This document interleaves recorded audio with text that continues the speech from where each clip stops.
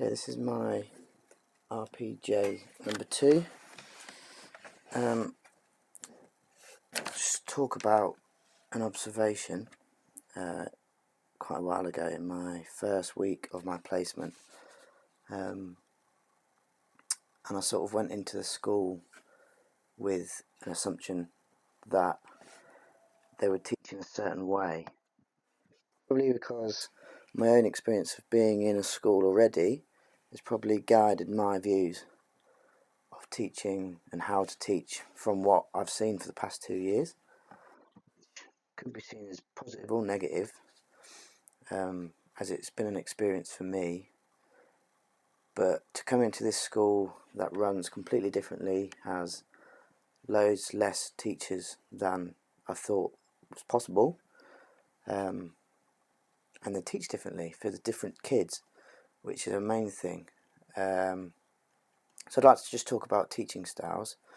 As you can see, this is an observation that I've aimed at looking at the teaching style of the teacher, and you can see on here, one of the things that I thought went well was actually skill drills, and she did some football drills that actually helped the students, and the students got quite well, which I saw a lot of progress for it. And I didn't actually believe, after going through university in the PGCE and being taught about TGFU and sport education, that skill drills would work very well in today's sort of education, which was probably wrong for me to think like that, but it did, and it opened my eyes a little bit. Also, if we can look down this the other day, before we broke up for half term, that was taught in that lesson, and I just wanted to talk to her about what she thought the teaching was like from one of the teachers that took this lesson. And she said it was direct and good. Behaviour was actually really good from all the kids that was in the lesson, and most of her lessons, which shows that she's good at behaviour management and all that sort of stuff.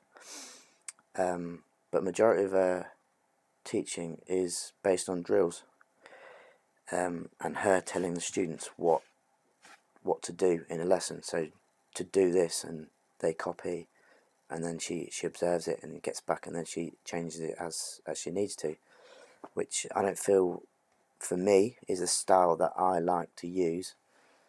From being a teacher that likes to has come from a rugby background and has played rugby and always done it in games, and trying to teach people through games, as it keeps them engaged longer and less talking, which I've found has been one of my weaknesses, that I try to talk too much, and I need to be a bit more precise in the way I say things.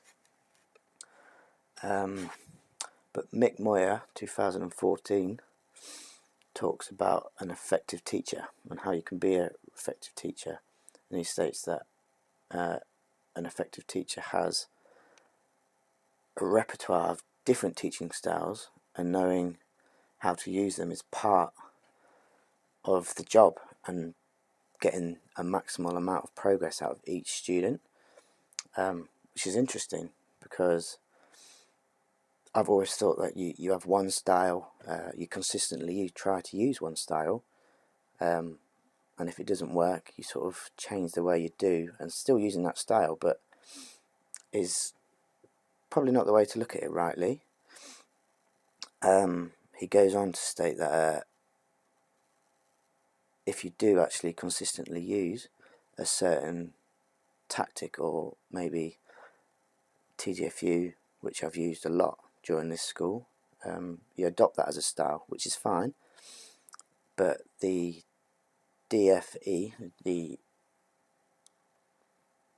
Department of Education, suggested actually in 1992, which is quite a while ago, which backs up Moyer in his study, stating that newly qualified teachers need to be competent in employing a variety of teaching strategies and styles to achieve a differentiation for the different ages and abilities and attainment levels of all the pupils that come through the school, and in every different school, because every student is different, and I identify that all the students have an individual way of learning, which I try and incorporate into my lessons. Sometimes it's not always possible, but it should be.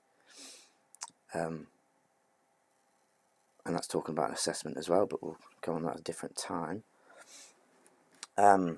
Also, talking to the teachers as well has been quite a different. It's a different lens for me to go through. As I spoke to them, I was a bit nervous about talking to them about the way they teach in the beginning, but talking to them about it has actually opened my eyes to knowing that I need to have a different style for a different lesson and different sort of subjects, because you can't teach rugby the same way you teach gymnastics. It's just not possible.